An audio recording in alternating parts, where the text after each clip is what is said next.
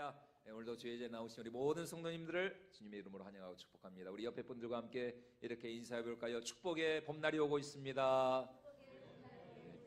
사랑하고 축복합니다. 네, 감사합니다.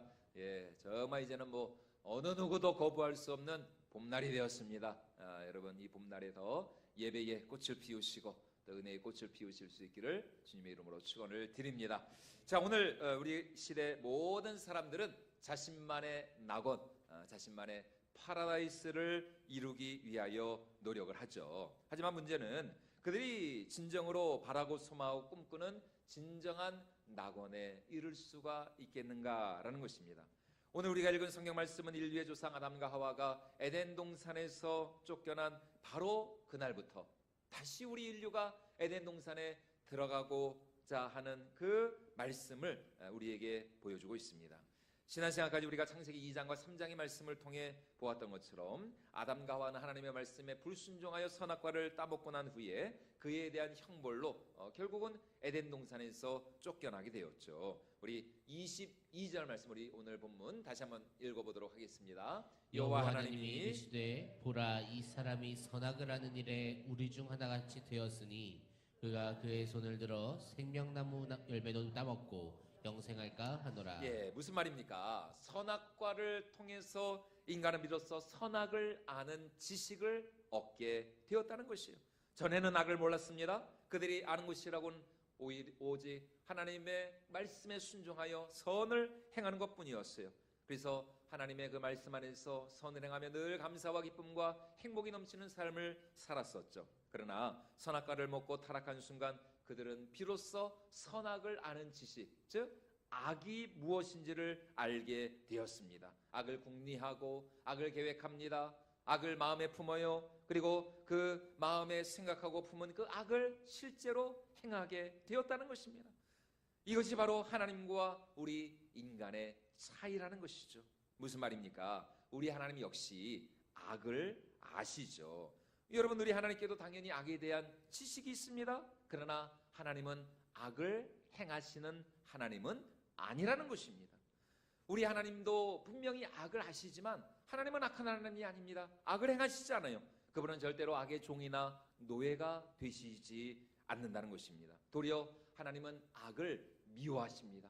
악을 진노하시고 또 악을 징계하시고, 아니 오히려 악에 대해서는 아주 증오하시는 하나님이십니다. 그분은 악을 통제하시고 제어하시며 오히려 당신의 그 능력과 선함을 통하여서 악을 변하여서 선이 되게 하시는 능력의 하나님이신 것이죠. 그래서 요셉은 어린 시절 자신을 노예로 팔아넘긴 그 형들을 용서하면서 이렇게 하나님에 대해서 고백을 하고 있습니다. 우리 창세기 50장 20절 말씀 우리 같이 한번 읽어보도록 하겠습니다. 당신들은 나를 해하려 하였으나 하나님은 그것을 선으로 바꾸사 오늘과 같이 많은 백성의 생명을 구원하게 하시려 하셨나니. 예, 무슨 말입니까? 당신들은 나를 헤아려 했지만, 당신들은 나에게 악을 행하였지만 오히려 그것을 누가 선으로 바꾸셨다고요? 하나님께서. 그렇죠? 하나님은 그것을 선으로 바꾸셨다. 여러분, 이것이 바로 우리 하나님의 능력이라는 것입니다. 하나님은 절대로 악의 지배를 받지 않습니다.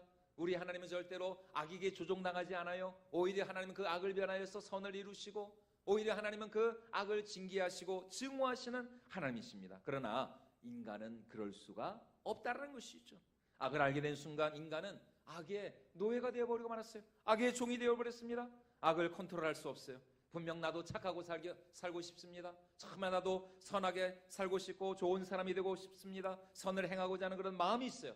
그러나 선을 행하기보다는 오히려 악을 행하는 것이죠. 원치 않는 악을 행할 때가 많습니다.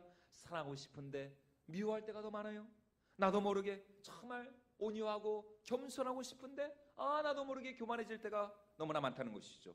정직하고 순결한 삶을 살아가고 있지만 오히려 나의 유익을 위해서 또 나의 생명을 위해서 오히려 거짓말을 하고 오히려 다른 사람들에게 악을 행할 때가 많다는 것입니다. 그런 내가 나도 싫어요. 그래서 사도 바울도 로마서 7장에서 이렇게 말씀하고 있습니다. 우리 같이 한번 읽어보도록 하겠습니다. 내가 원하는 바 선은 행하지 아니하고 도리어 원하지 아니하는 바 악을 행하는도다. 만일 내가 원하지 아니하는 그것을 하면 이를 행하는 자는 내가 아니요 내 속에 거하는 죄니라. 예, 그러면서 바울은 죄악의 종로로 타는 자신의 신세를 한탄하면서 이렇게 탄식을 하고 있습니다. 우리 로마서 7장 24절입니다. 같이 한번 읽어보겠습니다. 오호라 나는 곤고한 사람이로다. 이 사망의 몸에서 누가 나를 건져내랴. 이 사망의 몸에서 누가 나를 건져내랴. 오라 나는 곤고한 사람이로다. 여러분, 그래서 예전에 이런 노래가 있지 않았습니까? 어떤 노래입니까? 내 속에 내가 너무도 많아 당신의 쉴 곳 없네. 이게 원래는 이게 이 시인과 천장의 하덕규 씨가 부른 노래인데, 이게 조성모 씨가 미성 아닙니까? 그 사람, 이 가수가 조성모 씨가 리메이크해가지고 더 이게 유명해진 가시나무새라는 노래, 여러분 들어보셨죠? 내 속에 헛된 바램들로 당신의 편할 곳 없네. 그러니까 이거 보십시오. 이거 내 속에 내가 어쩔 수 없는 어둠, 당신의 쉴 자리를 뺏는다는, 그러니까 나도 이게 어쩔 수가 없다는 거예요. 이 죄악과 이 악한 이 어떤 이 죄악된 이 본성을 나도 내가 어쩔 수 없으니까 이게 새들이 와가지고 그러니까 내가 이 가시나무 같은 엉겅퀴와 같은 그런 참 죄악의 종로로 타는 그런 존재라는 것입니다. 여러분, 원래 우리 사람은 하나님의 형상으로 창조되어서 오직 하나님의 말씀에만 온전히 순종하고 선을 행하며 살도록 창조가 되지 않았습니까? 우리 마태복음 4장 4절 말씀을 같이 한번 읽어보도록 하겠습니다. 예수께서 대답하여 이르시되 기록되었으되 사람이 떡으로만 살 것이 아니요 하나님의 입으로부터 나오는 모든 말씀으로 살 것이라. 그렇죠. 우리 사람은 원래 하나님의 그 입에서부터 나오는 모든 말씀, 하나님의 말씀에 온전히 순종하며 선을 행하며 행복하게 살도록 지음을 받았어요. 다시 말해 우리 삶의 모든 순간 모든 영역에서 인간은 하나님의 말씀의 다스림과 통치와 인도를 받도록 창조가 되었다는 것이죠. 내가 지금 처한 이 상황 속에서 내가 무엇이 가장 올바르고 합당한 선택인지를 판단하고 결정하는 그 기준은 어디에 있느냐? 오직 하나님의 말씀에 있다라는 것입니다. 그러므로 우리 삶의 모든 순간 모든 상황 속에서 하나님의 선하시고 기뻐하시고 온전하신 뜻을 우리가 잘 분별하고 그 뜻이 이루어질 수 있도록 우리가 날마다 기도하고 하나님의 은혜와 도우심과 하나님의 능력과 도우심을 우리가 날마다 구하는 그런 삶을 살아야 하는 것이죠. 하나님, 제가 지금 이런 상황 가운데 있습니다. 하나님, 제가 지금 이런 어려움 가운데 있습니다. 이런 문제에 처해 있습니다. 하나님, 어떻게 해야 될까요? 하나님, 나를 도와주세요. 하나님, 나를 통해 영광 받아주세요. 이렇게 인간은 하나님을 온전히 신뢰하고 의지하며 나갈 때에 그 안에서 가장 행복한 삶을 살아갈 수가 있다는 것입니다. 왜냐하면 하나님이 우리를 지으셨기 때문이죠. 그분은 나를 더 사랑하시는 하나님이십니다. 그분은 나보다 나를 더 잘 아세요. 그분은 나의 모든 처음과 인생의 끝을 알고 계시는, 게다가 우리 하나님께서는 우리 삶에 능치 못할 일이 없으신 무한한 힘과 지혜와 권세와 능력을 가지고 계신 하나님이십니다. 그러므로 인간은 하나님을 신뢰하고 온전히 의지할 때에 그 안에서 참된 평안과 위로와 행복과 만족을 누릴 수가 있다라는 것입니다. 그러나 하나님 없이 인간이 자기 힘으로 자신의 어떤 지혜와 능력으로 낙원을 이루려고 한 순간 세상은 지옥이 되어버리고 말았습니다. 인생은 고통이 되어버리고 마는 것이에요. 그렇게 타락하여 교만해진 인간은 자신의 죄를 인정하지 않고 도리어 손을 들어서 생명나무 열매를 따먹으려 하고 있습니다. 22절 우리 하반절 말씀도 같이 한번 읽어보도록 하겠습니다. 그가 그의 손을 들어 생명나무 열매도 따먹고 영생할까 하노라. 누누이 말씀드리지만 범죄한 인간의 가장 큰 특징 중에 하나가 무엇입니까? 끝까지 자신의 잘못을 뉘우치려 하지 않는다는 것입니다. 어떻게 해서든지 자신의 잘못을 회피하고 숨기고 감추려 든다 하는 것입니다. 결국은 어떻게 됩니까? 죄가 죄를 낳고 거짓이 거짓을 낳는 그런 악순환이 반복이 되는 것이에요. 그래서 하나님은 이 범죄한 아담과 하와를 동산 밖으로 쫓아내신 후에 그룹 천사들과 두루 도는 화영검으로 생명나무의 길로 가는 그 에덴 동산 그 입구 동쪽을 지키게 하셨습니다. 우리 24절 말씀도 같이 한번 읽어보도록 하겠습니다. 이같이 하나님이 그 사람을 쫓아내시고 에덴 동산 동쪽의 그룹들과 두루 도는 불가를 두어 생명나무의 길을 지키게 예, 하시니라. 그룹들과 두루 도는 불칼을 두어 생명나무의 길을 지키게 하셨다. 자, 여기서 그룹이라고 하는 것은 우리 하나님께서 지으신 이 초자연적인 영적인 존재인데요, 하나님을 수호하고 또 하나님을 지키고 수행하는 영적인 존재들을 말합니다. 그런데 구약 성경에 보면은 이스라엘 백성들이 출애굽하여서 광야에 있을 때에 하나님이 모세를 통해서 무엇을 지으라 명령하셨습니까? 성막을 지으라 이렇게 명령하시지 않았습니까? 그런데 그 성막 가장 한쪽에 위치한 그 지성소의 법궤 위를 한 쌍의 그룹 천사가 이 하나님의 언약궤, 보십시오. 저렇게 저 천사들이 바로 그룹 천사들입니다. 저 한 쌍의 그룹 천사들이 하나님의 언약궤를 덮게 하셨습니다. 저게 다 금이거든요, 금.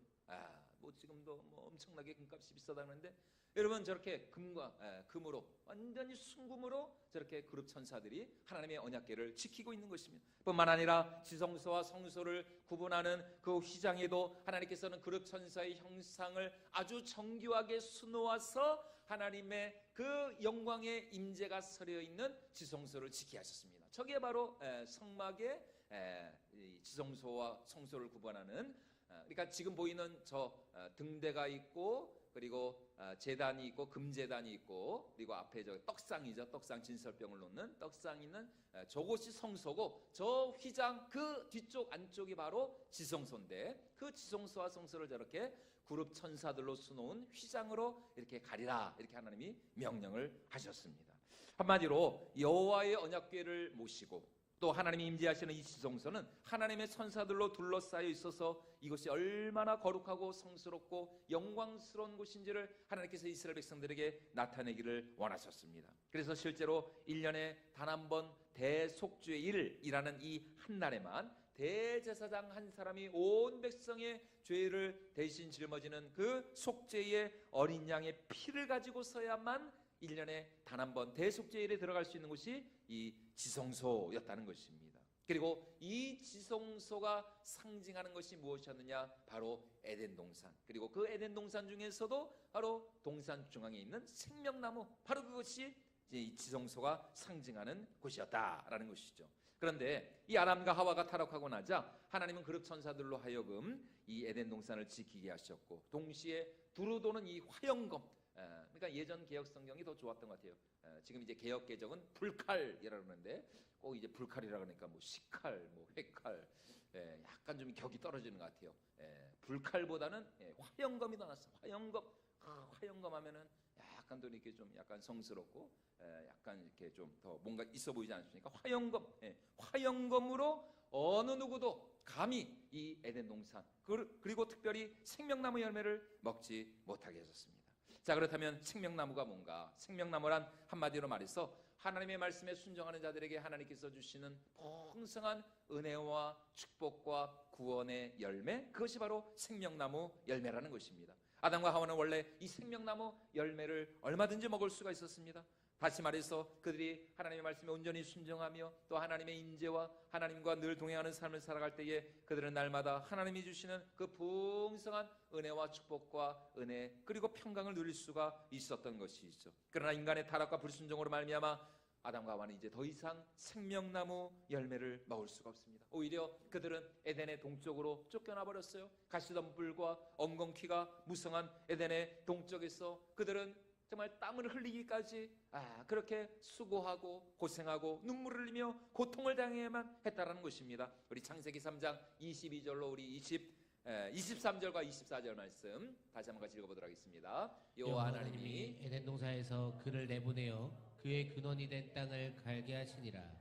이같이 하나님이 그 사람을 쫓아내시고 에덴 동산 동쪽에 그룹들과 두루 도는 불칼을 두어 생명나무의 길을 지키게 하시니라. 아멘. 자, 이러한 성경의 역사를 기독교적인 가치관을 가지고 아주 탁월하게 묘사한 문학 작품이 바로 영국의 그 유명한 시인 존 밀턴이 쓴 파라다이스 로스트, 신락원이라고 하는, 저게 이제 신락원의 그 이제 사파 중에 하나인데, 저 이제 그룹 천사죠. 저게 이제 그룹 천사입니다. 저 그룹 천사가 화영검을 들고 검을 들고 지금 아담과 하와를 에덴 동산 밖으로 이렇게 지금 쫓아내는 그 장면을 묘사한 거예요. 이 단테의 신곡과 더불어서 영미문학권에서는 뭐 거의 최고의 그 문학 작품이죠. 이 신라권. 예, 얼마나 참 대단한 놀라운. 그런데 또 놀라운 것은 무엇이냐? 존 밀턴이 이 신라권을 쓸 때 그는 앞을 보지 못하는 맹인이었습니다. 맹인. 실명을 해서 실명. 근데 어떻게 이거를 이게 썼을까? 우리 사모님 아셨나요? 몰랐죠? 몰랐습니다. 이거는. 존 밀턴이 이게 신라권을 쓸 때, 이 대단한 문학 작품을 쓸 때, 이게 그러니까 맹인이어서 앞을 보지 못했는데, 그러면 어떻게 이런 대단한 작품을 썼느냐? 자신의 딸에게 이 걸 불러준 거예요. 구수라는 형식으로. 그러니까 정말 하나님의 성령께서 임재하시지 않고는 이런 작품이 나올 수가 없는. 그래서 그 핸델의 메시아, 그것도 그 핸델의 메시아, 할렐루야, 여러분 이것도 진짜 그 핸델이라는 그 사람에게 하나님의 성령이, 그러니까 이 정말 수천 년 지나도 변하지 않는 어떤 이런 예술 작품들은 정말 하나님께서 이제 역사하신. 어떻게 참 앞을 보지 못하는데 이런 작품을 썼으니까 정말 너무나 참 대단하지 않을 수가 없습니다. 여러분, 이처럼 인류는 에덴의 낙원에서 쫓겨났고 이후로 인류의 역사는 한마디로 말해서 신라권의 역사. 우리가 빼앗기고 우리가 잃어버린 이 에덴 동산으로 다시 돌아가고자 하는 그 인간의 모든 노력과 투쟁과 수고의 역사가 바로 오늘 우리 인류의 역사라는 것입니다. 하지만 그럼에도 불구하고 사람들은 여전히 지금도 참된 낙원에 이르지 못하고 있습니다. 그것은 바로 낙원에 이르기 위한 근본적인 문제를 해결하지 못했기 때문이죠. 낙원으로 돌아가기 위하여서 우리가 반드시 해결해야 될 근본적인 문제가 무엇입니까? 그것은 바로 말씀드린 것처럼 이 에덴 동산을 지키고 있는 그룹 천사들과 화영검의 그 방어막을 우리가 통과해야 한다는 것입니다. 오직 우리 하나님 앞에 완벽하고 완전한 의와 거룩과 온전함을 소유한 사람만이 그룹 천사들과 화영검을 지나서 생명나무로 갈 수가 있다는 것입니다. 그것만이 낙원에 이룰 수 있는 유일한 길이라는 것입니다. 그런데 2000년 전 바로 우리가 잃어버린 이 낙원을 회복시키기 위하여서 우리 인간으로 하여금 다시 그 낙원으로 들어가 우리 하나님과 함께 하나님과 교제하며 생명나무의 열매를 따먹게 하시기 위하여서 이 땅에 누가 오셨습니까? 하나님의 아들 예수 그리스도가 오신 것이죠. 그분이 오시되 우리 죄를 위한 하나님의 어린 양으로 우리에게 오셔서 하나님께서 우리 모든 인류의 허물과 죄를 우리 예수님께 대신 지우셨습니다. 그래서 하나님의 어린 양으로 오신 우리 예수님을 가리키면서 세례 요한도 이렇게 말씀하고 있지 않습니까? 우리 요한복음 1장 29절 말씀 같이 한번 읽어보도록 하겠습니다. 이튿날 요한이 예수께서 자기에게 나아오심을 보고 이르되 보라, 세상 죄를 지고 가는 하나님의 어린 양이로다. 세상 죄, 자신의 죄가 아닙니다. 세상 죄를 지고 가는 하나님의 어린 양이로다. 동정녀 마리아의 몸에 성령으로 잉태되어 이 땅에 오신 우리 예수님은 33년간 하나님의 말씀에 철저히 순종하시고 순복하심으로써 첫사람 아담이 실패한 바로 그 자리에서 하나님의 의와 거룩을 이루셨습니다. 그리고 저와 여러분 우리 모두의 허물과 죄를 대신 짊어지시고 십자가에 못 박혀 죽으심으로 말미암아 인류 역사상 아담과 하와 이래 어느 누구도 통과할 수 없었던 그 에덴 동산의 그 입구로 들어가서 그룹 천사들과 화영검을 뚫고 지나가 우리 모든 인생 앞에 생명나무로 가는 길을 활짝 열어놓으신 분이 바로 하나님의 아들 예수 그리스도이신 줄로 믿습니다. 그래서 요한복음 14장 6절에서 예수님이 자신을 이렇게 말씀하고 있죠. 우리 같이 한번 읽어보도록 하겠습니다. 예수께서 이르시되 내가 곧 길이요 진리요 생명이니 나로 말미암지 않고는 아버지께로 올 자가 없느니라. 사도 베드로도 사도행전 4장 12절에서 이렇게 말씀합니다. 우리 같이 한번 읽어보도록 하겠습니다. 다른 이로서는 구원을 받을 수 없나니 천하 사람 중에 구원을 받을 만한 다른 이름을 우리에게 주신 일이 없음이라. 여러분, 그러므로 과거 에덴 동산의 이 생명나무는 사실 누구를 가리키고 누구를 예표하는 나무였느냐? 우리 예수님을 예표하는 나무였다는 것입니다. 진정한 생명나무, 예수님 자신이 그를 믿는 모든 자들에게 생명과 구원과 영생을 주시는 생명나무가 되셨다는 것입니다. 비록 아담과 하와는 범죄하여 에덴 동산에서 쫓겨났지만 마지막 아담으로 이 땅에 오신 예수님은 모든 죄와 시험과 유혹을 이기시고 또 우리 모든 허물과 죄를 대신 지고 십자가에 못 박혀 죽으심으로 말미암아 그를 믿는 모든 자에게 영생을 주시는 생명나무가 되셨다는 것입니다. 다시 말해 그리스도의 희생과 죽으심으로 하나님과 우리 사이를 가로막고 있었던 그 그룹 천사들과 화영검의 그 무시무시한 위협과 그 모든 두려움이 사라지고 예수 그리스도로 말미암아 생명나무로 가는 길이 우리 앞에 활짝 열리게 된 줄로 믿습니다. 그래서 성경은 예수님이 운명하시는 그 순간 지성소를 가리고 있던 그 크고 그 두꺼운 여러분 저 그 성소와 지성소 아까 보여드렸던 그 휘장이 여러분 그냥 뭐 이런 그냥 보통 그런 커튼이라고 생각하시면 안 됩니다. 굉장히 두꺼운 그래서 여러분 아시나 그 리바이스라는 청바지 있죠? 그 리바이스라는 그거를 보여드리고 그랬네. 리바이스 청바지 그 그림 아시나요? 그 말 두 마리가 그 청바지를 이렇게 양쪽으로 이렇게 끌고 가도 이 리바이스 청바지 안 찢어진다. 하여튼 리바이스 청바지가 그렇게 하여튼 크고 하여튼 튼튼하다. 그거를 이제 가리키는 건데 여러분 그게 그 리바이스가 레위족입니다. 레위족 한마디로 그 사람들이 레위족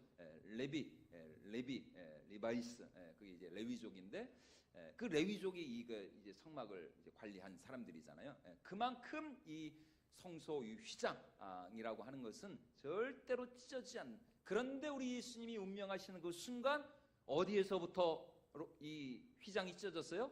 아래에서 위로 찢어졌나요?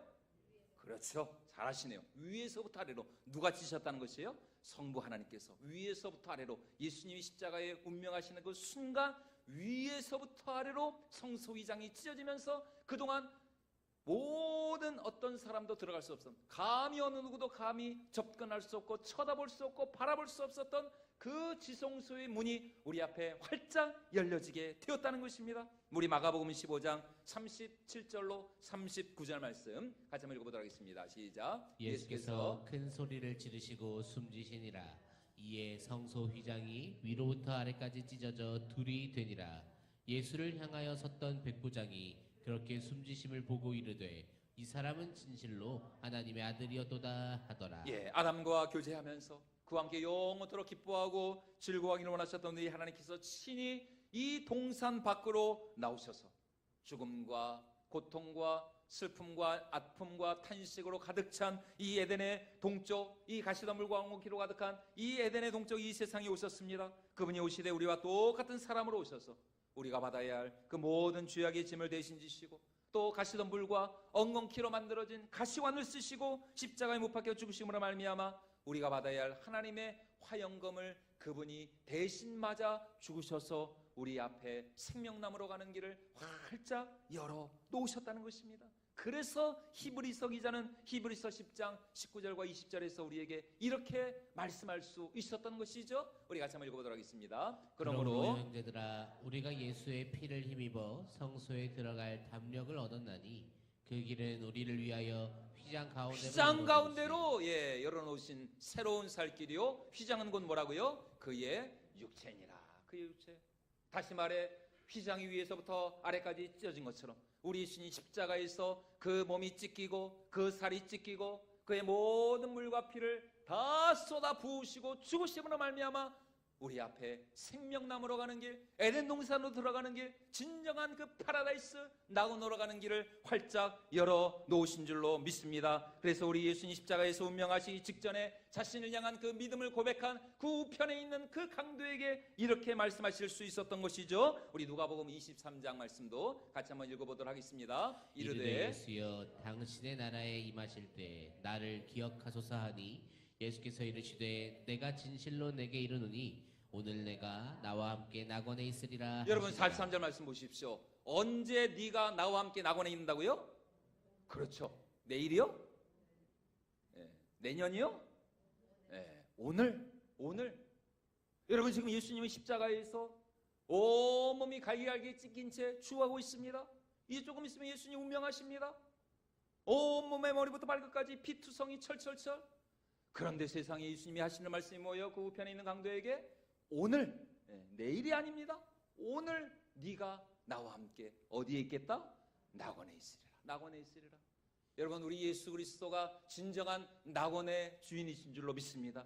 예수 그리스도의 그 죽으심으로 말미암아 낙원의 주인께서 친히 우리를 위하여 죽으심으로 말미암아 이제 낙원을 잃어버린 우리 모든 인생들이 낙원의 진정한 주인 되신 예수 그리스도를 믿기만 하면 오늘 바로 예수님을 믿는 그날 그 순간 바로 그날부터 우리 앞에 낙원으로 가는 길이 활짝 열려지게 된 줄로 믿습니다. 여러분, 내일이 아닙니다. 모레가 아니에요. 1년 후, 10년 후, 100년 후가 아닙니다. 우리가 하나님의 아들 예수 그리스도로 고백한 바로 그 순간 그날부터 우리는 하나님과 동행하고 하나님이 우리에게 주시는 풍성한 은혜와 구원과 생명과 그리고 행복의 풍성한 열매를 우리가 누릴 수가 있는 것입니다. 사랑하는 여러분, 아직도 마음 가운데 의심이 있나요? 예수님을 믿은 지 1년이 지나고 5년이 지나고 10년, 30년이 지나도 여전히 내 마음 가운데 어떤 의욕이 있습니까? 내가 정말 구원받았는가?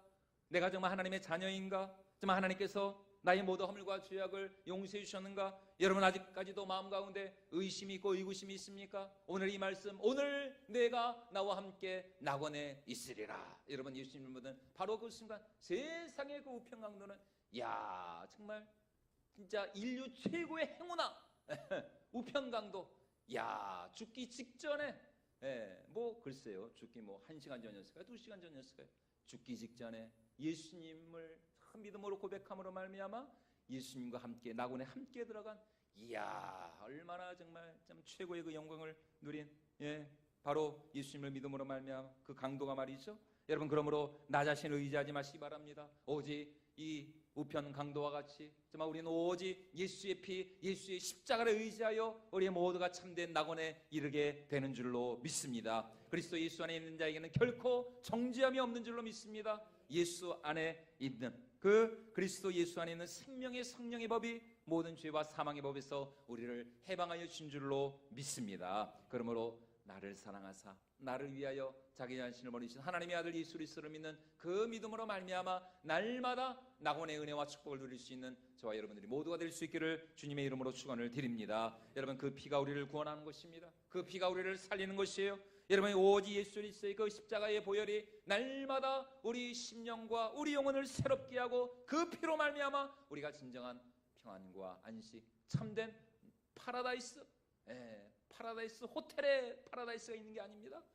파라다이스는, 참된 파라다이스는 오직 누구 안에? 예수 그리스도, 그리스도의 그 보혈 피로 우리가 참된 낙원에 이르게 되는 줄로 믿습니다. 그래서 돌아오는 주일에 우리가 이제 그 피를 기념하면서 무엇을 할까요? 성찬식을 우리가 거행합니다. 그래서 여러분, 이 한 주간 정말 우리가 예수님의 그 거룩한 보혈의 피를 우리가 묵상하면서 돌아오는 주일 성찬 예식에 정말 우리 모든 성도님들 다 한 마음으로 그 피의 예식에 동참할 수 있기를 축원을 드립니다. 그래야 우리 삶의 모든 이 죄와 이 사망, 모든 이 죄악의 이 쓴뿌리들, 가시던 불과 이 엉겅퀴로 가득한 우리의 삶이 참된 축복의 꽃을 피우고 은혜와 생명의 꽃들이 만발하는 진정한 하나님의 낙원에, 진정한 축복의 파라다이스에서 우리가 영원토록 주와 함께 거하고 주님과 함께 동행하는 저와 여러분들이 모두의 삶이 될 수 있기를 주님의 이름으로 축원을 드리겠습니다.